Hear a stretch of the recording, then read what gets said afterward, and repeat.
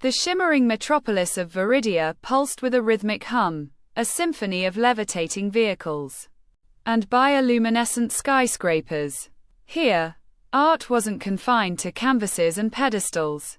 It was woven into the fabric of the city itself, a vibrant dance between technology and creativity. And at the heart of this artistic revolution was Elara, a young sculptor with eyes that held the spark of 1,000 stars. Elara wasn't content with clay or stone. She sculpted with liquid metal, air, mercurial substance capable of mimicking the fluidity of life itself.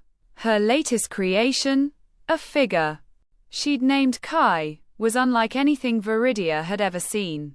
He wasn't just a sculpture, he was an embodiment of human emotion, crafted with meticulous skill from a swirling, molten alloy that shimmered like captured moonlight. Kai possessed a captivating beauty. His features, sharp and refined, were constantly shifting, the light reflecting off his liquid metal skin in mesmerizing patterns.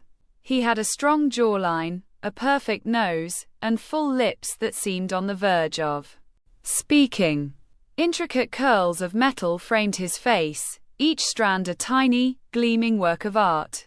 He was an Adonis, breathtaking in his perfection, yet there was a vulnerability in his tilted head and thoughtful gaze that resonated with onlookers.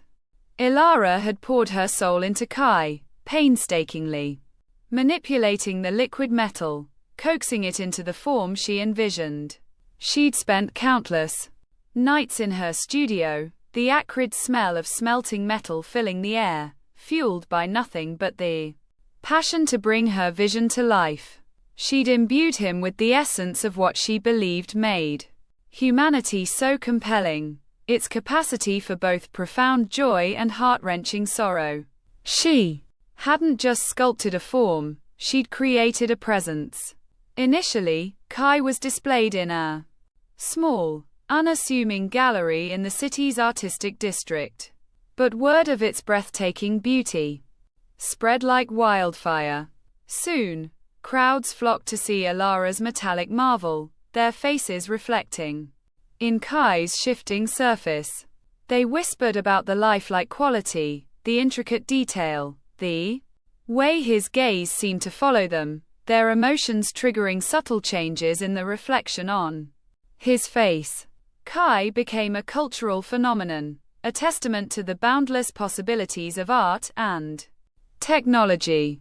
The city's scientific community also took notice.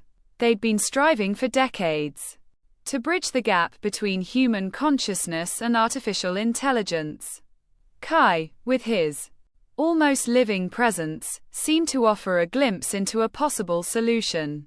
Could the very material he was made from, this sentient liquid metal, be the key? The possibility ignited a spark of hope and speculation.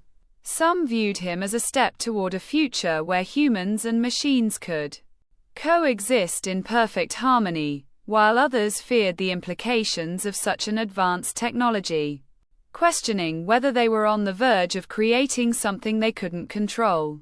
One evening, as the sun dipped below the horizon, painting Veridia in hues of orange and purple, Elara was in her studio, watching Kai under the warm, fading light. His metallic surface glowed, reflecting the vibrant colors of the sky. She'd been experimenting with ways to make his movements more fluid, imbuing him with a semblance of life. She never intended for him to be truly alive, but the line between art and life was becoming increasingly blurred. A young scientist named Dr. Aris Thorne approached her, his eyes filled with curiosity.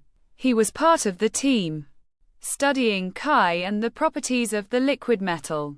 He'd been drawn to Elara's creation, not just for its scientific potential, but for the raw emotion it evoked. "Elara," he said, his voice soft, "we've been monitoring the energy signatures emanating from Kai. They're unusual. There seems to be a correlation between the emotions of the crowd and subtle shifts in his internal structure. Elara's heart skipped a beat. She knew that Kai was special, that he was more than just a collection of atoms. But she hadn't imagined he had the capacity to perceive the emotions around him. She'd unknowingly woven a rudimentary form of empathy into her creation. "Are you saying he's sentient?" she asked, her voice barely a whisper. Aris hesitated, his gaze fixed on Kai. "It's too early to say definitively, but the evidence is certainly compelling. The liquid metal seems to possess unique properties we've never encountered before. It isn't just reacting to external stimuli, it's processing it in a manner that resembles consciousness." That night, Elara stayed late in her studio. She ran diagnostics on Kai's internal structure, observing the subtle shifts and changes through her advanced holographic displays.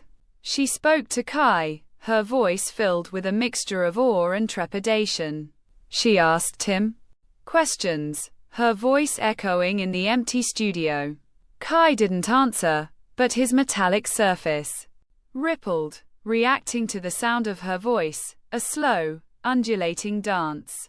As the days turned into weeks, Kai became less of a monument and more of a companion. Elara spent hours interacting with him, discovering his nuances, learning his particular responses to light, sound, and vibration.